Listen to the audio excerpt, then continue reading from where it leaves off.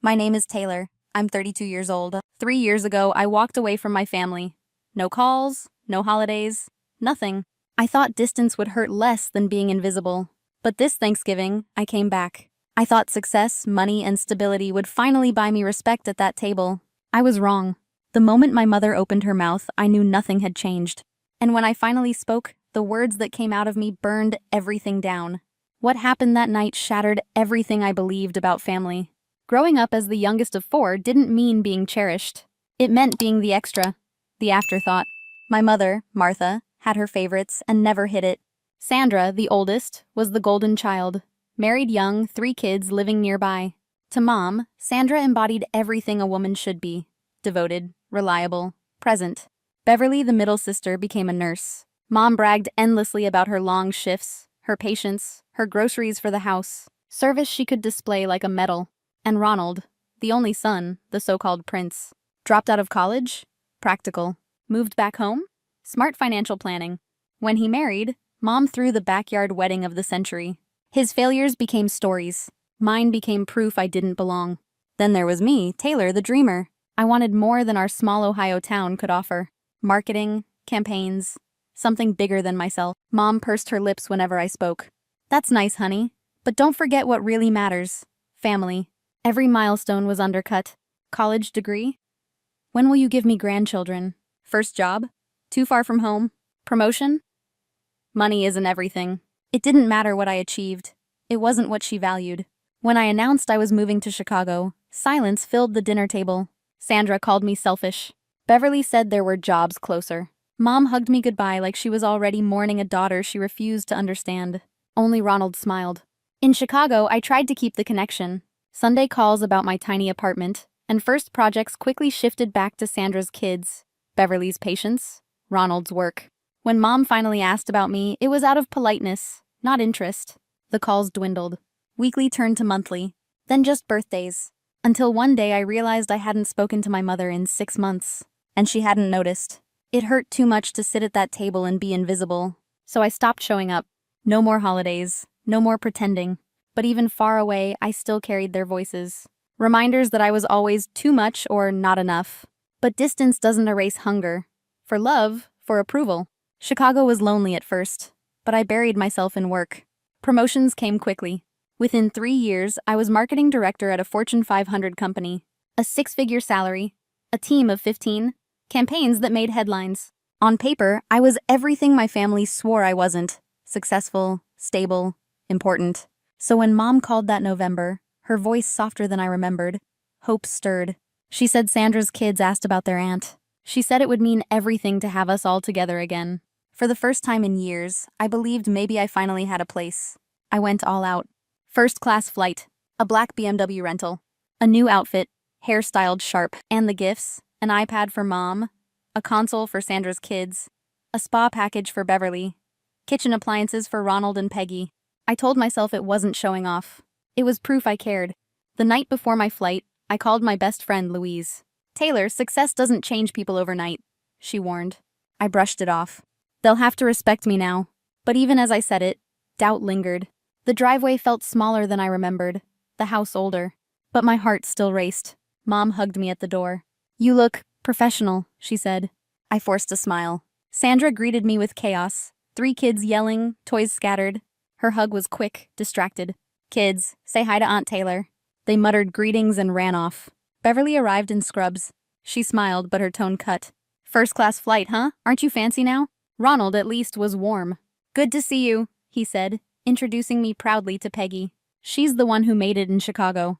For a moment, my chest eased. At least someone was proud. The gifts landed with mixed reactions. Sandra said too much. Beverly muttered she had no time for a spa. Mom stared at the iPad like it didn't belong to her. Only Ronald's gratitude felt real. Later, when Beverly set the table, I noticed something. 7 chairs. 8 people. "You missed a place," I said lightly. She shrugged. "Oh, the kids are in the living room. Just grab the kitchen stool." The stool. The one from our childhood. Barely tall enough to reach the table. I froze, heat rising in my neck. Was it careless or deliberate? Either way, the message landed. I forced a smile. Sure, the stool is fine. As everyone else settled, I perched lower, slightly outside the circle. Conversation flowed easily. Sandra's PTA meeting, Beverly's patience, Ronald's projects. Mom beamed with pride at all of it. I waited for someone to ask about me. No one did. And then came the chair, the smallest one in the kitchen. Dinner began with choreography I knew by heart. Sandra's kids laughed in the living room. Beverly scrolled her phone. Mom watched in silence. I sat lower than everyone on the kitchen stool, close enough to hear, too far to belong. Conversation flowed without me. PTA schedules, a patient who pulled through, Ronald's project. Mom praised them like trophies. I waited for an opening. So, I have news, I said. Polite silence. My team just finished a campaign bringing 200 new manufacturing jobs to Ohio and Michigan. That's nice, Beverly said. Money isn't everything, Mom added. Sandra nodded. Some people forget what matters. Heat climbed my neck. This isn't about money, I said. It's about families, impact. Sandra's smile was thin. There's a difference between caring about people and caring about profit. Something split inside me. Maybe it was time to tell them how I'd been paying for this seat all along. Since we're talking about caring, I said softly. I've been covering Mom's bills for 2 years. Chairs scraped. Forks froze. Mom blinked. What are you talking about? The electric, the internet, groceries, I said. And the rent. Beverly frowned. Rent? Mom owns this house. No, I said. She hasn't for 2 years. The surgery came, the bills stacked up, and she had to sell. She's been renting it back. When she fell behind, she called me. Sandra looked at Mom. Is this true? Mom stared at the table. It wasn't supposed to be permanent. I didn't do it to buy favor, I said. I did it to keep the lights on. Ronald's voice was small.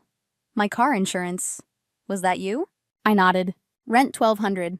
Utilities and groceries on top. Ronald $150. Sandra went pale. That's more than any of us could pay. This is why I moved, I said quietly. To build something strong enough to hold the people I love. Mom lifted her head, eyes bright with anger and shame. How dare you bring this up at dinner, she said. We are not a charity case. We were fine before you came back waving your money around. I laughed once. You are not fine. You called me crying. Her jaw clenched. I asked my daughter, not a banker. And you got both, I said. Silence took the room. A cartoon giggled down the hall. Mom stood, palms flat on the table. Her voice was low, cold, precise. You think money earns you love. You think it buys you respect. She leaned toward me. You don't deserve a seat at this table. I stood. The stool scraped tile and every head turned. You say I don't deserve a seat, I said. Okay. I pulled out my phone and scrolled to a familiar contact. Mom's chin lifted. Taylor, don't you dare make a scene. This isn't a scene, I said. It's a boundary. A ring. Banking services, how may I help you? Hi, this is Taylor Morrison. I need to cancel several automatic payments. Sandra shoved back her chair. Taylor, stop. We can talk about this. We've been talking for years, I said. You weren't listening. Which payments? The rep asked. Rent to Morrison Property Management, $1,200. Effective today. Mom's knuckles whitened. You can't do this. You told me you didn't need my money, I said. Prove it. Next. Electric Ohio Edison, $300, Internet, $80. Grocery allowance to Martha Morrison, $400. Beverly reached for my phone. I shifted back. Don't, I said. You wanted honesty. This is honesty. Ronald's voice was small. My insurance? $150, I said into the phone. Cancel that too. The cartoon in the living room kept laughing. No one else did. Sandra whispered, This is cruel. No, I said. Quiet was cruel. The stool was cruel. Pretending my work didn't matter was cruel. This is clarity. I looked at my mother, the woman who taught me coupons and receipts, who refused help until the roof leaked. I didn't want to embarrass you, I said. I wanted to keep you safe. Her eyes watered, then hardened. The rep returned. All payments canceled, Ms. Morrison. Confirmations will follow. Thank you, I said, ending the call. I slipped the phone into my purse. No more checks, no more quiet deposits, I said. No more buying my way into a chair you never planned to set. Mom stood. You're punishing us because your feelings got hurt. My feelings, I said, kept this house warm, kept the fridge full, kept Ronald on the road. Peggy asked, What do we do now? What I did in Chicago, I said. Make a plan, share the load. I'm going to my hotel. Tomorrow I fly back to Chicago. Beverly wiped at her eyes. Taylor, wait! I waited 3 years, I said. I'm done waiting. I paused at the doorway, looked at the table, 7 chairs and a stool. For what it's worth, I added softer. I didn't want to be your banker. I wanted to be your daughter. I thought I'd ended the conversation. But the call I got 2 days later proved otherwise. 2 days later, Mom called.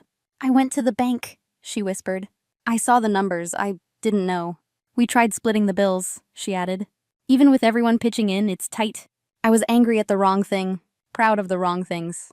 We finally talked about the surgery she hid, the house she sold, the shame that turned help into a secret. I told her about nights in Chicago when I worked until the city went quiet, and still felt like the girl on the kitchen stool. "I'm sorry," she said. "Not for the money. For making you earn love that should have been yours." "If we start over," I said, "it has to be honest." A week later, we did a family call. Cameras on, bills on the table. Sandra admitted jealousy. Beverly said she'd dismissed my career to protect her own choices. Ronald promised to cover his insurance and contribute each month. We made a plan. No secrets, no quiet deposits. If I helped, it would be clear, limited, agreed on. Respect wasn't a reward, it was the rule. 6 months later, I came back for Sandra's birthday. 8 places set. A real chair where the stool used to be. Mom touched it. "It's yours if you want it." I sat, level with everyone. No questions about salary or titles. They asked about me. Family isn't a prize you buy or a debt you collect. It's a table you choose, and refuse to crawl under for crumbs. If you're at the doorway, wondering whether to walk back in, hear me. Love without boundaries becomes permission for harm. Generosity without respect becomes a leash. Choosing yourself isn't betrayal. It's the beginning. I don't write quiet checks anymore. I don't beg for a chair. When I sit, it's because I chose the table, and they chose me back. If this felt familiar, say, "I'm here," and where you're watching from. And if you've carried a kitchen stool too long, tell me how you'll put it down.